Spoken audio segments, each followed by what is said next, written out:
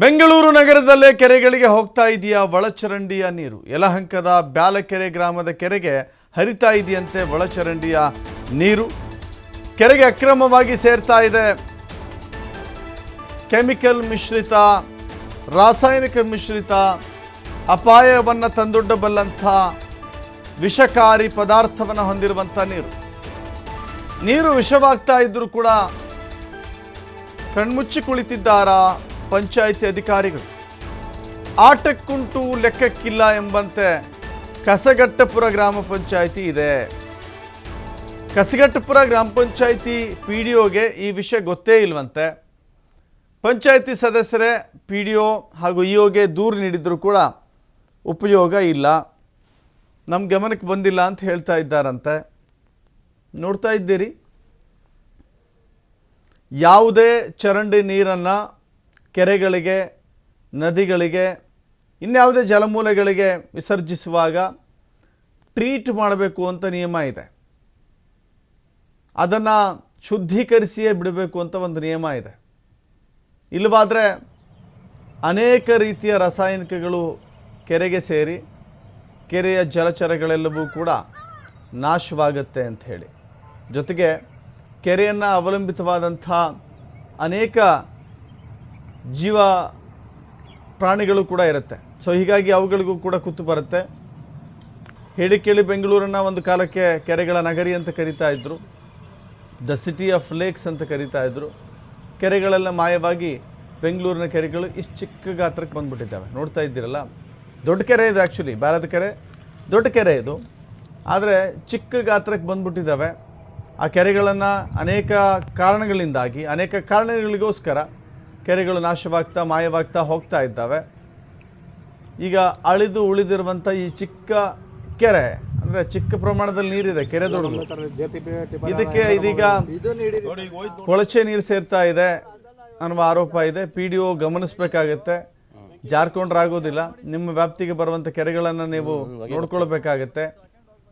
ಸದ್ಯಕ್ಕೆ ಈ ಬ್ಯಾಲದ ಕೆರೆ, ಚಿಕ್ಕ ಬ್ಯಾಲದ ಕೆರೆ ನೀರಿಗೆ ಸಂಬಂಧಪಟ್ಟಂತೆ ಸದಸ್ಯರು ಕೂಡ ದೂರು ಕೊಟ್ಟಿದ್ದಾರಂತೆ. ಬಟ್ ಅಲ್ಲಿನ PDO ಆ್ಯಕ್ಷನ್ ತಗೊಂಡಿಲ್ಲ ಎನ್ನುವ ಆಕ್ಷೇಪ ಇದೆ.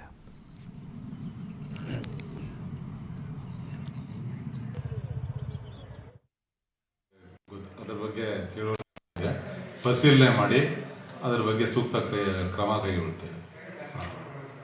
ಸರ್, ಈಗ ಚರಂಡಿ ನೀರನ್ನ ಅಂತರ್ಜಲಕ್ಕೆ ಬಿಡಬಾರ್ದಲ್ವಾ? ಈ ಕೊಳಚೆ ನೀರನ್ನ ತುಂಬಾ ದಿನಗಳಿಂದ ನಡೀತಾ ಇದೆ, ಸುಮಾರು 4-5 ತಿಂಗಳಿಂದ ನಡೀತಾ ಇದೆ ಅಂತೇಳಿ ಕೇಳಿ ಬರ್ತಾ ಇದೆ. ದೂರುಗಳು ಸಹ ಇದೆ. ನಿಮ್ ಗಮನಕ್ಕೆ ಬಂದಿಲ್ವಾ? ಹೇಗೆ? ಗಮನಕ್ಕೆ ನಮ್ಗೆ ಯಾವುದು ಬಂದಿಲ್ಲ. ನೀವು ತಿಳಿಸಿದ ಮೇಲೆನೆ ಇವಾಗ ಗೊತ್ತಾಗಿದ್ದು.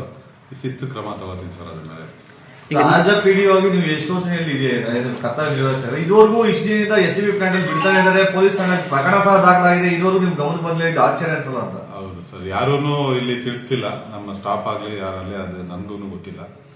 ಇದ್ರ ಬಗ್ಗೆ ಸೂಕ್ತ ಕ್ರಮ ಕೈಗೊಳ್ಳುತ್ತೆ. ಪಂಚಾಯತಿ ಆಡಳಿತಾಧಿಕಾರಿಗಳು ನಿಮ್ಮ ಪಂಚಾಯತಿ ವ್ಯಾಪ್ತಿಯಲ್ಲಿ ನಡೆಯುವ ವಿಚಾರಗಳು ನಿಮ್ಗೆ ಗೊತ್ತಾಗಿಲ್ಲ ಅಂತ ಹೇಗೆ ಸರ್? ಅಲ್ಲ, ನೀವು ಮಾಸಿಕ ಸಭೆ ನಡೀತಿದೆ, ಆ ಸಭೆಯಲ್ಲಿ ಸದಸ್ಯರು ಚರ್ಚೆ ತರಲ್ವಾ ಈ ವಿಷಯ? ಇಲ್ಲ ಅಣ್ಣ, ಯಾರೂ ತಂದಿಲ್ಲ. ಅಂದ್ರೆ ತಂದಿದ್ರೆ ನನಗೂ ಗೊತ್ತಿರ್ತಿತ್ತು. ಅದ್ರ ಬಗ್ಗೆ ಹೋಗಿ ವಿಚಾರ ಮಾಡಿ ಸ್ಥಳ ಭೇಟಿ ಮಾಡಿ ಇದು ಮಾಡ್ತಾರೆ. ಇಲ್ಲಿನ ಪ್ರಮುಖರು ರಾಜಕೀಯ ಹಿಂಬಾಲಕರು ಇದೆಲ್ಲೋ ಒಂದು ಮಾಫಿಯಾ ಮಾಡಿಕೊಂಡಿದ್ದಾರೆ ಅಂತ ಒಂದು ದೂರಿದೆ. ಮಣ್ಣು ಮತ್ತೆ ಇದಕ್ಕೆ ಈ ತ್ಯಾಜ್ಯ ಇದು STP ನೀರನ್ನ ಮಾಫಿಯಾ ಮಾಡಿಕೊಂಡಿದ್ದಾರೆ ಅಂತ ಒಂದು ದೂರಿದೆ. ಪರಿಶೀಲನೆ ಮಾಡ್ತೀವಿ ಅಣ್ಣ, ಮಾಡಿಬಿಟ್ಟದೆ ಅದ್ರ ಬಗ್ಗೆ. ಸರ್, ಈಗ ಸದಸ್ಯರೇ ನೇರವಾಗಿ ಹೇಳ್ತಾರೆ. ಈಗ ಎಲ್ರಿಗೂ ಗೊತ್ತಿದೆ ನಡೀತಾ ಇದೆ, ಯಾರು ಏನು ಅಧಿಕಾರಿಗಳ ಗಮನಕ್ಕೆ ತಂದ್ರು, ದೂರು ಕೊಟ್ಟರು ಏನು ಕ್ರಮ ಜರುಗಿಸ್ತಾ ಇಲ್ಲ ಅಂತ ನಿಮ್ಮ ಮೇಲೇನೆ ಸದಸ್ಯರೇ, ಬ್ಯಾಲಕೆರೆ ಸದಸ್ಯರೇ ಆರೋಪ ಮಾಡ್ತಾ ಇದ್ದಾರೆ. ಈ ಆರೋಪಕ್ಕೆ ನೀವು ಉತ್ತರ? ಈ ಮಾತು ಸತ್ಯಕ್ಕೆ ದೂರವಾದದ್ದು. ಯಾರು ಗಮನಕ್ಕೂ ತಂದಿಲ್ಲ, ಹೇಳಿಲ್ಲ. ಇವತ್ತು ನಿಮ್ಮಿಂದಾಗಿ ಇದು ಬೆಳಕಿಗೆ ಬಂದಿದೆ. ಇದ್ರ ಬಗ್ಗೆ ತುರ್ತಾಗಿ ಕಂಪ್ಲೇಂಟ್ ಮಾಡಿ ಸೂಕ್ತ ಕ್ರಮ ಕೈಗೊಳ್ತೀವಿ. ಯಾರ ಮೇಲೆ ಪ್ರಕರಣ ದಾಖಲು ಮಾಡ್ತೀವಿ ಸರ್? ಈ ಬಗ್ಗೆ ಸರ್, ಅದೇ ಗಾಡಿಗಳು ಬರ್ತಾ ಇದೆ ಹೋಗ್ತಾ ಇದೆ ಅಲ್ಲ, ಇದನ್ನ ನಾನು ರಾಮಚಂದ್ರ ಮೂರ್ತಿ ಇದ್ದಾರೆ, ಸ್ಥಳೀಯರು, ಪರಿಸರ ಪ್ರೇಮಿ. ನಮಸ್ಕಾರ ರಾಮಚಂದ್ರ ಮೂರ್ತಿ ಅವರೇ. ನಮಸ್ತೆ. ಕೆರೆಯ ವಿಸ್ತೀರ್ಣ ನೋಡ್ತಾ ಇದ್ದೀವಿ, ಬಹಳ ಕಮ್ಮಿ ಪ್ರಮಾಣದಲ್ಲಿ ನೀರಿದ್ದಂಗಿದೆ. ಹೌದು ಸರ್, ಹೌದು ಸರ್. ಈ ಕಮ್ಮಿ ಪ್ರಮಾಣದ ನೀರು ಅಂದ್ರೆ ಕೆರೆ ಇನ್ನೇನು ಅವನತಿ ಅಂಚಿನಲ್ಲಿದೆ. ಹೌದು ಸರ್. ಅದರಲ್ಲೂ ಈಗ ಈ ನೀರು ಬಿಡ್ತಾ ಇದ್ದಾರೆ. ಹೌದು ಸರ್. ಮುಂದಿನ ಗತಿ ಹೇಗೆ ಅಂತ? ಸರ್ ತುಂಬಾ ಕಷ್ಟ ಸರ್. ಮುಂದಿನ ಇದು ಗತಿ ಅಂದ್ರೆ ಹ್ಮ್ ಈ ಒಳಚರಂಡಿ ನೀರು ಭೂಮಿ ಕಿಂಗಿ ಅದು ಭೂಮಿ ಒಳಕ್ ಹೋಗಿ ಅದು ಮತ್ತೆ ನಾವು ಆ ನೀರು ಶೇಖರಣೆ ಆಗಿ ಆ ಕಲ್ಮಶ ಎಲ್ಲ ಸೇರಿಕೊಂಡು ನಾವೇ ಮತ್ತೆ ಯೂಸ್ ಮಾಡೋದ್ರಿಂದ ಹ್ಮ್ ನಮ್ಮ ಮೇಲೆ ನಾವೇನೆ ಬಂಡೆ ಹಾಕೊಂಡು ನಮ್ಮ ಮಕ್ಕಳು ಮತ್ತೆ ನಮ್ಮ ಇದ್ರ ಮೇಲೆಲ್ಲ ತುಂಬಾ ಪರಿಣಾಮ ಬೀಳುತ್ತೆ ಸರ್. ಹ್ಮ್ ಇದಂತೂ ಸರ್ಕಾರ ಅಧಿಕಾರಿಗಳು ಏನೋ ಜವಾಬ್ದಾರಿ ತಗೊಂತ ಇಲ್ಲ. ಅಲ್ಲಿನ ಗ್ರಾಮ ಪಂಚಾಯತಿ ಅಧಿಕಾರಿಗಳು ನೋಡ್ದವರೇ ಇದ್ದಾರೆ. ಅಲ್ಲಿನ ಗ್ರಾಮ ಪಂಚಾಯತಿಯಿಂದ ಆಯ್ಕೆ ಆಗಿರೋ ಜನಪ್ರತಿನಿಧಿಗಳು ಸಹ ಮೇಲ್ನೋಟಕ್ಕೆ ಶಾಮೀಲಾಗಿ ಅದು ನಮಗೆ ಗೊತ್ತೇ ಇಲ್ಲ.